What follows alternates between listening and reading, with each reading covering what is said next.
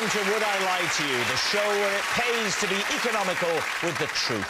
On Lee Mack's team tonight, a presenter who recently starred in Celebrity Hunted, where she hid under a tarpaulin with 2 cans of G&T. It was nothing to do with the show. They just caught her on a regular Thursday night. It's Anneka Rice. And an actress who currently stars as a forensic scientist in Silent Witness. Acting is in her DNA, and DNA is in her acting. It's Liz Carr. And on David Mitchell's team tonight, a comedian and actor who played a rabbit in Watership Down. He also has 5 children. That's what I call method acting. Miles Jupp. And a BAFTA-nominated actor who stars in a comedy about a pizza delivery man. How do you top that? It's Samson Kayo.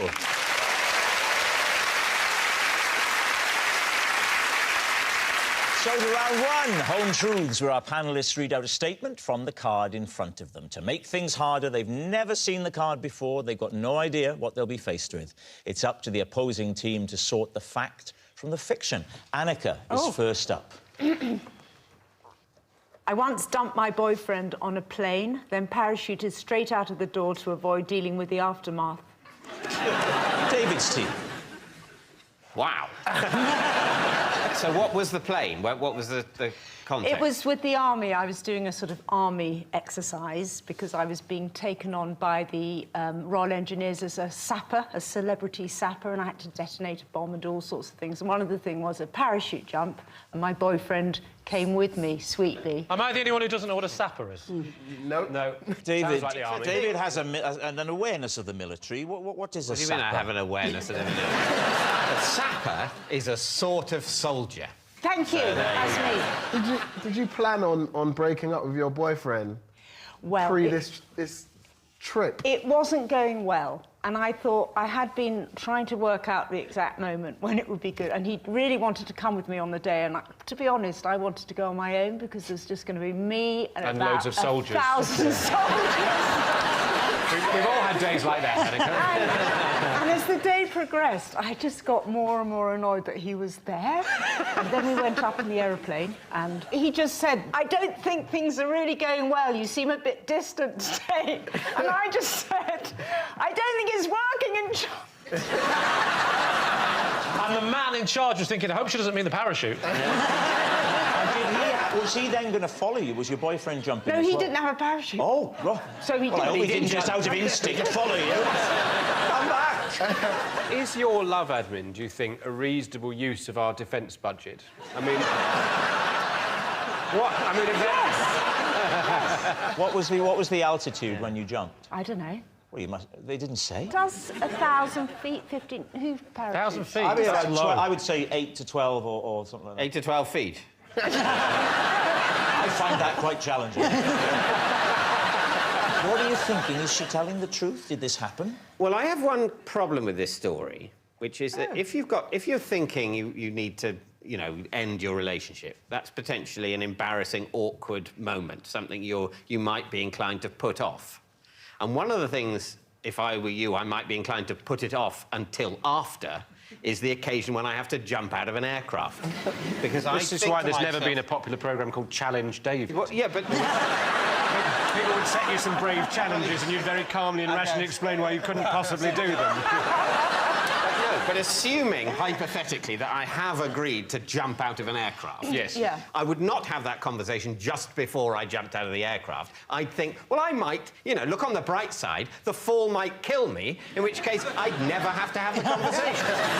She did say that she hadn't planned to. It was because he said, you seem a bit distant. Yes, And but not as distant as she seemed a second later as she fell towards the ground.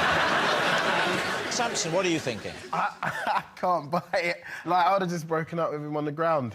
I think it's almost certainly true. Almost certainly true. Yeah. So what are you going to say, David? I think it might be true. Anneka, jumping out of a plane and breaking up, was it true or was it a lie? It was a lie.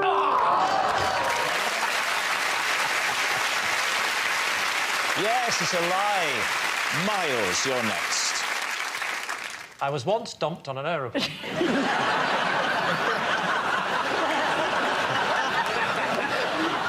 I've just signed a publishing deal for my gritty debut crime novel, featuring the exploits of detective duo Nice and Spicy.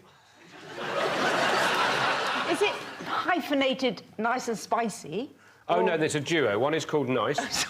Jeremy Nice. Did you think there was only one of them called Nice and Spicy? Hello, I'm Detective Inspector Nice and Spicy. Detective Inspector Nice and Spicy and his partner, who has no name at all. It's a duo. Jeremy Nice, Ian Spicy. So you sat down with a blank piece of paper and you came up with Nice and Spicy. Well, there's a backstory, because OK. Jeremy, when it starts, he's quite sad because the person he worked with, Mark Cheap, died. So it used to be Nice and Cheap? Yeah, that's right. What sort of men are they, Miles? Well, Jeremy is incredibly tall and Ian is incredibly short. Right. And that means they're one of the few people on their force that are given a police car with a sunroof. Have you written a book before? Yeah. What was your other book called? Other books. How many books have you written? Well, this is the third. So the two, if you want me to do all the maths for you. What? Presumably you do.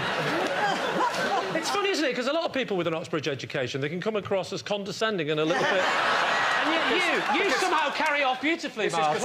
This is because I don't have an Oxbridge funny. education. Because a lot of... Oh, you don't have an Oxbridge No. education? What do you have? Just an accent. And what's this one called again? It's called Blood in the Water. Oh. What's the plot of Blood in the Water? Well, I'll tell you how it begins. I'm not Nasty urinary tract infection. No, I don't want to tell you too much of the plot. That's the whole point of a whodunit. Don't worry. I'm not buying Or it. I'll say In fact, I've got a feeling nobody's buying it. So, what do you think? I think it's a lie, Anneka. Do you think it's a lie? I think it's a lie, personally. You think it's a lie? Yeah. Liz? I think it's a lie. I'll say a lie. Right, Miles, it sounded lovely. Was it true or was it a lie? It is, in fact, a lie. Yes, it's a lie. Miles hasn't written a novel about the detective duo Nice and Spicy. Our next round is called This Is My, where we bring on a mystery guest who has a close connection to one of our panellists. This week, each of Lee's team will claim it's them that has the genuine connection to the guest. It's up to David's team to spot who's telling the truth. So please welcome this week's special guest, Roy.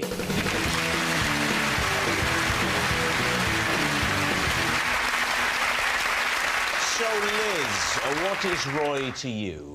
This is Roy. Roy used to play the lottery every week till I convinced him not to, and that week his numbers came up. Anneka, how do you know Roy? This is Roy. I like to paint him naked in my kitchen. And finally, Lee, what is your relationship with Roy? This is Roy. I once spent the night in his petrol station wearing nothing but my wife's dressing gown. David's team, where do you want to begin? OK, well, Liz, that's quite an unlikely story.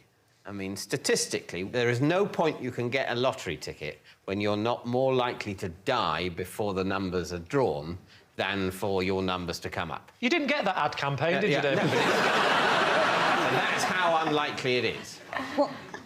So his numbers came up the next week. But what you've just said is essentially what I said to him. Yeah. I don't play the lottery.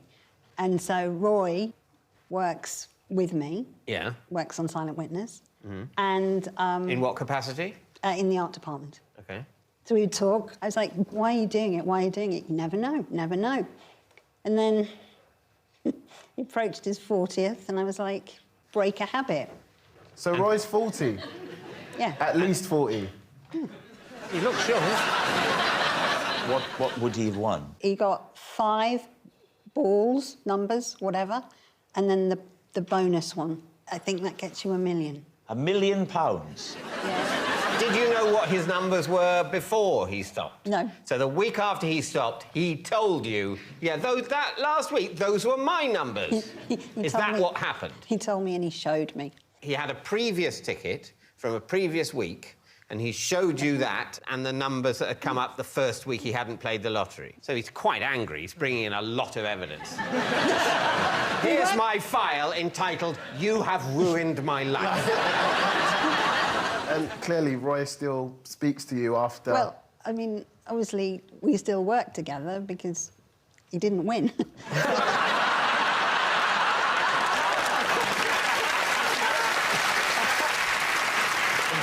Right, David, who would you like to question next? OK, Anneka, you like to paint him naked? Yeah.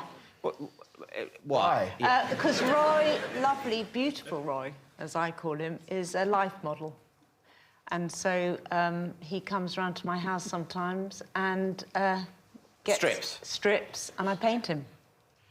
Would you be prepared to paint him fully clothed? Or is I that was going to say, would you be prepared to do me on a Wednesday? if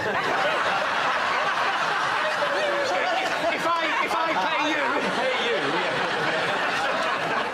you, What medium, Anneka? Are you in charcoal, I work oils? in oils. I do You're like... an oil. I'm an oil person with Roy quite a lot. What? He covers himself in oil and then you paint it? it's an oil paint. Oil paint. Oh, I was about to say, big man, what are you dealing with, now? How long have you been painting? About 10 years, properly. And Roy is one of the regular models. Do you pay Roy? Yes, you pay him. So He's a what happens? professional You model. make an appointment with him. I make an appointment. Ding dong. He comes to... Is that his nickname? No, you're at home. You've got your equipment out. Got it Ding all. dong. And then say, now he doesn't "Hi, arrive Roy." naked, does he? No, What happens? No, he... Oh, come on, you can work it out, Rob. So I've got a studio next to the kitchen if I'm doing big oil painting in the studio. Oh. But then we go into the kitchen and I'll carry on sketching and things. And because he's been painting he's still naked, nude, he's that's still fine. naked. Because Yeah. I know him so well, he doesn't bother to put a pant on or anything like that. Not a single solitary pant. How many variations of a naked man can you do? Not that you're telling the truth, because I am. What you don't know about Roy is he does the most extraordinary dynamic poses. So Oh, different it's pose every week. endless. Oh, it's endless. Can you show it? I'd me? love to see it. I'd love to Please see show us, yes. Well, I'm sorry, you're trying to make it all tasteful. All we're thinking of is the bloke saying, No, he- is it with the fruit bowl again, Anneka? he can do the most I'm not holding those grapes again. 3 hours that's all last time. Especially with my hands on my head. I can't hold the grape for those. Why don't you position Lee Yes, into how would some you of the poses that you enjoy with Roy? And take your time over this, Anneka. So one last thing. Lee, Yeah? please don't take your clothes off. OK. So after a cup of tea, you are going to take your clothes off, and I'll hold hold the that. tea. Yeah. So what sort of poses do you I'm normally still do, taking Lee? my clothes off. I've got the pants on. I'm leaving them on for a second. Yeah. No, I'm doing this one. This is it. OK, I've got the T-shirt off yet. I'll just mix my paint. Right, now I'm down to my pants. Lovely. Yeah. So, are you going to... Could you... Well, look the other remove way. your pants? Look away? Yeah. Why do you want to look away? Because I'm not working yet. It's when I say go. OK. Look, I can't do it if you're going to look at me. Can you look the other way? Roy, get round here as quick as you can. Anneka, you haven't put the heater on.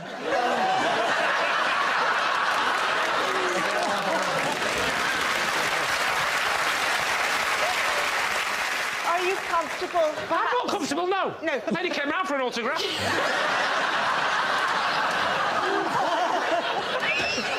Should we see what sort of position? Hang on, let me see the cash first. You have to count it.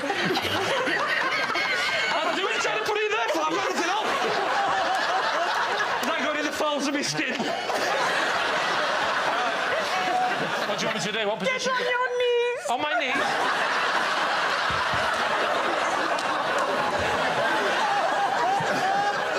This is looking like a hostage situation. Now what do do I do? Yeah? Do you want to preps? Yeah. Oh! Oh! Yeah.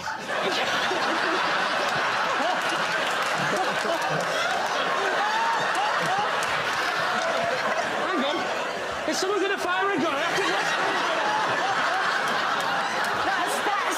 That's the sort of thing. position that Roy Well, does. thank you, Lee. Put your clothes back on.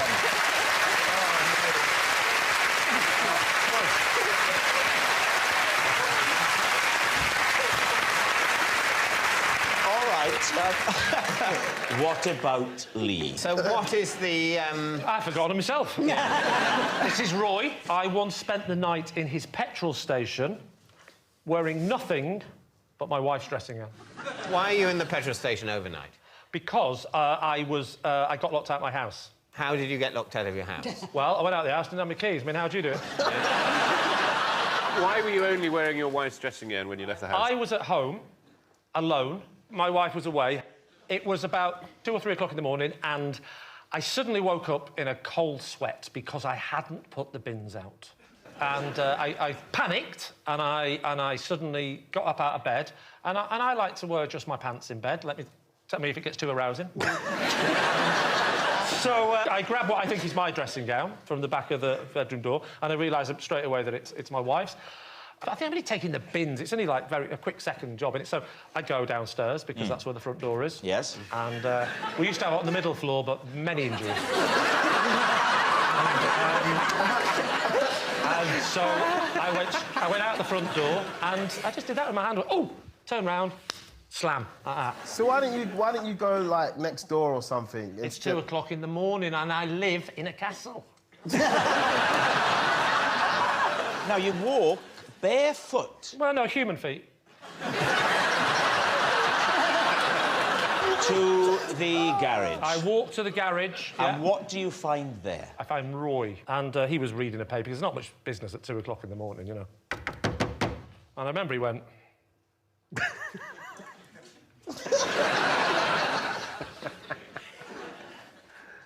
Very hairy feet, sir.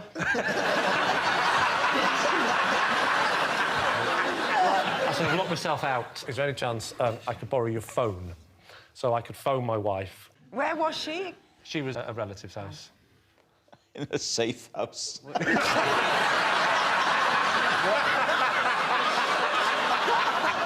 Did you know Roy previously? Well, I'd been in the petrol station a few times, but he won't recognise it because I was always wearing a balaclava. Anyway, I borrow his phone. Yeah. I dial straight to answering machine. So what And the did answering you do? machine just said, hi, not here at the moment. If this is Lee, I still don't want to see you. So I said to Roy, God, now what? We had a little coffee and then started having a chat, and he was really nice. He said you're my favourite on the show, and... I said, oh, It's a lie. And then when punters came in and just saw you, did they just... Occasionally, because it's 24/7, you know. It's a bit awkward. Well, I can blame we them, had a laugh with the first few customers. By the fifth one, we thought it'd be funny if we didn't tell them and I just held his hand. And then she came back in the morning. She came back in the morning and I said, everything back to normal. I'm sorry, but I'm in love with Roy. All right, we need an answer. So, David's team, is Roy Liz's lottery loser, Anneka's kitchen companion, or Lee's forecourt friend? It's absolutely not Lee's, much as we've enjoyed your contribution. The thing I don't believe about Liz is that he says he's 40. Now, I know black don't crack, but he is not 40. I'm leaning towards Anneka's suddenly. All right, what are you going to say? You think we need a Anneka? guess. Anneka? I think Anneka. OK. You're going to go Anneka? Right, they're saying Anneka. Roy, would you please reveal your true identity? I'm Roy, and Anneka paints me naked in her kitchen. Yes, Roy is Anneka's kitchen companion. Thank you very much, Roy. Which brings us to our final round, quickfire lies, and we start with... It's David. Last month, I had a frightening dream in which I was locked in the stocks of a medieval town. When I awoke, I was disturbed to discover that my arms were through the leg holes of my pyjama bottom. Please, team. How? I'm not demonstrating again, no. So you mean not only through the top of the pyjama bottom, but right the way through, showing at the end of the leg hole? Yes. I was wearing them, as it were, twice. Tell us about the dream itself. It's impressions. I remember the... Give us those. The smell of manure. Oh, David, not again. I could hear horses clattering around, you know, clip-clopping. What was the crime you'd committed? I don't know what the crime was. You don't know the crime? I don't know. All I remember, and you'll be familiar with this, is a deep sense of shame. and being dragged along, yes. And I was a sort of figure of shame, and things were being thrown at me, cabbages, that sort of thing. And then I was put in roughly, by which I mean unpleasantly, not approximately, put in the village stocks, yeah. You must have had quite a wide-legged trouser to get yes, your it was quite a, arms yeah. down. I'll be completely honest. My trousers had gone down a bit. By that point, then, your genitals are effectively sort of trapped in a hinge created by your stomach and your insides. Well, that's probably why you were screaming. That's the only way I can get to sleep. No, my trousers had gone down to the knees. Right. And my arms were through the trouser legs. Do you really call them pyjama trousers? I suspect I've used both terms. Oh. Do you call it a pyjama jacket, the top bit? No. That's pyjama top. I actually, to be honest, I call the whole thing a night uniform. All right, what do you think, Liz? Is David telling the truth? It's the pyjama bit I don't believe. You don't believe he wears pyjamas in bed? Oh, that is the only bit I do believe. No, because I think he wears a nightshirt. Yes, good point. I'm not inclined to believe it. Right, OK. Well, say it's a lie. You think it's a lie? I think it's a lie. David, were you telling the truth or were you telling a lie? Well, I was telling a lie. Next, it's Samson. I once got stopped at customs for carrying a suitcase full of biscuits. Ooh. Please, team. What kind of biscuits? Jammy Dodgers. A suitcase full? Yes. Why were you carrying so many jammy Dodgers? It was a little suitcase.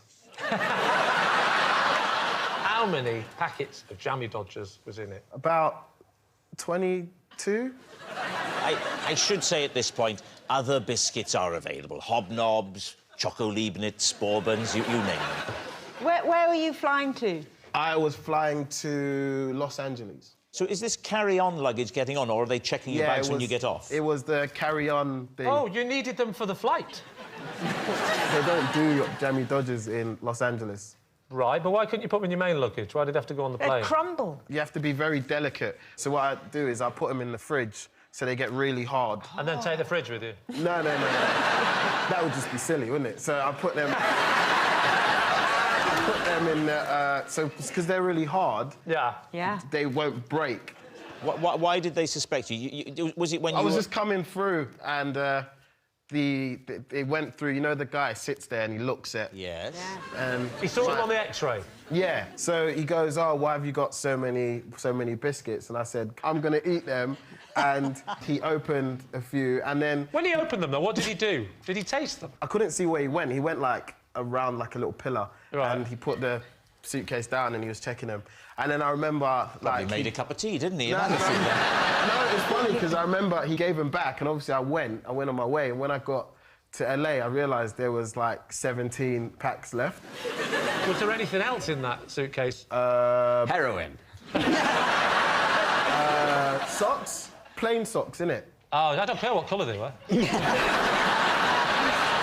Why were you going to LA? Just a holiday. Just a holiday? Yeah. How many weeks? 2 months. 2 months for a holiday? Yeah, I've got a lot of friends and, you know... Well, I've got lots of friends, but I don't have 2-month holidays. Yeah, but, like, I'm an actor, innit? He's an actor. Well, I'm an actor! So what's it going to be? Truth or lie? Well, this is saying lie. Is that what you sticking me lie? Yeah, absolutely. I'm saying a lie. Oh, I'm going to go with my team. So they're saying it's a lie. Samson, were you telling the truth or were you telling a lie? It was the truth. Next.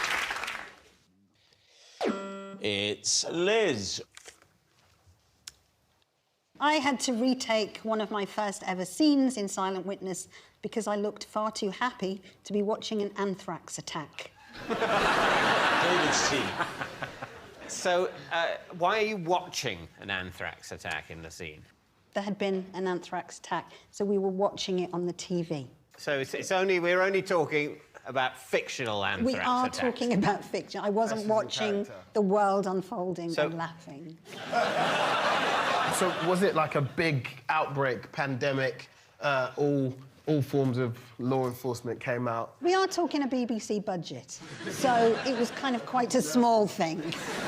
2 ambulances and a skip. That's right. That's right. And what about the laughing? How does that come into it? It was early days in my Silent Witness career, and next to me was Amelia Fox, and I was like... I was essentially holding up a, "Oh my God, Mum, look where I am" sign in my face. Here I am, I'm with Amelia Fox watching an anthrax attack. Yeah. But let's imagine that I'm the television report telling you about the anthrax attack, OK? Lee is... This is going to be a bit of a leap. Is Amelia Fox. That could be method. Do you want me to root through the bins? What does she play again, Amelia Fox? She's a pathologist. A pathologist, I knew that. All right, here we go.